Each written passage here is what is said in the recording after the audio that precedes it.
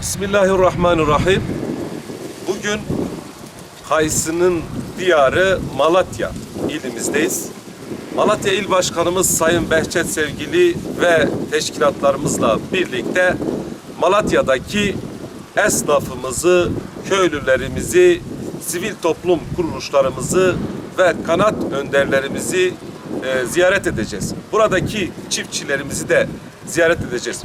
Malatya'mızda yaşanan sorun, sıkıntılarını takip edeceğiz ve bu konuda özellikle 1,5 yıl önce ülkemizde yaşanan deprem felaketinde en çok etkilenen illerden biri de Malatya ilimizdi.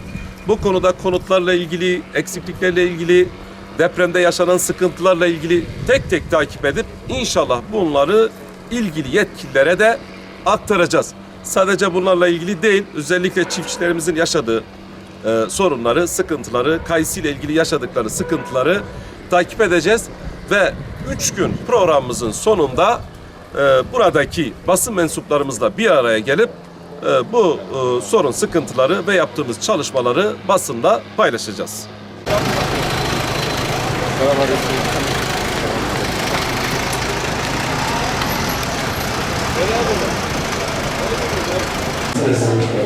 Hoş bulduk. İyisiniz? Hoş geldiniz.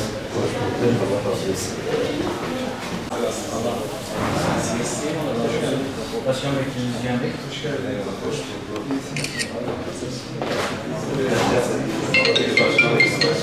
Evet başkanım. Nasılsınız başkanım? İnsanlar arasında sen yaptığın ise teşekkür ederim. Kenan Muhtar hocamdır ya. Evet. Şimdi borcumuz da vardı. Tabii belediye başkanları biraz esnaf kökenli olmayınca çok dert ediyorlar borcu.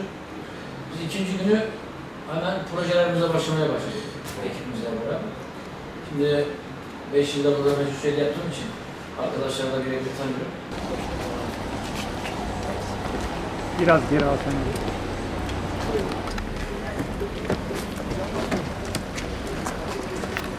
Allah razı olsun. Çok memnun kaldım. Allah razı olsun. Beklerim. Allah razı olsun. Selamünaleyküm. Merhaba, hoş bulduk. Nasılsınız? Hoş bulduk. Allah razı olsun. Çok şükür. Sizler nasılsınız? Çok teşekkür ederim. Nasılsınız?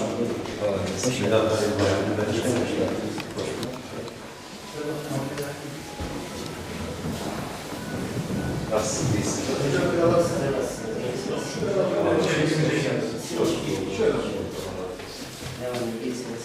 Elhamdülillah, çok şükür. Sizler de iyisiniz. Teşekkür ederiz. Çok sağ olun. Allah razı olsun. Bir aramızda yok. Bir durumu biliyorsunuz zaten. Evet. Sabah biliyorsunuz. Dert sıkıntılarınız. Sağ olun. Allah başınıza eylesin. Sağ olun. Amin inşallah. Allah razı olsun. İnşallah. Ama bazı vatanlarımız kendi yerinde çözüyor. İşte ciddi şeyleri bize aksettiriyor. Bizim 70'lerde boştu böyle. eyvallah. Allah razı olsun. Sağ olun. Eyvallah. Sağ olun. Teşekkür Allah ederim. razı Sağ olsun. olun. Allah'a ısmarladık. Görüşürüz. Allah razı olsun. Hocam nasılsınız? Elhamdülillah. İyisin inşallah. Allah razı olsun. Hocam şöyle mi oturalım? Şöyle gel. Hocam şöyle geçelim.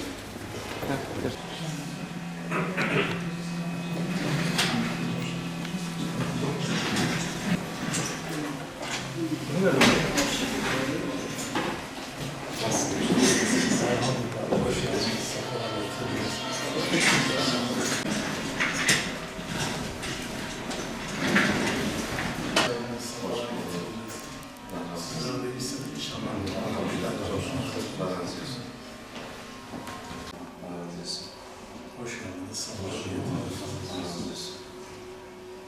Çalışmalarınızı bereketlensin. Hayatınızı mutlu eylesin inşallah.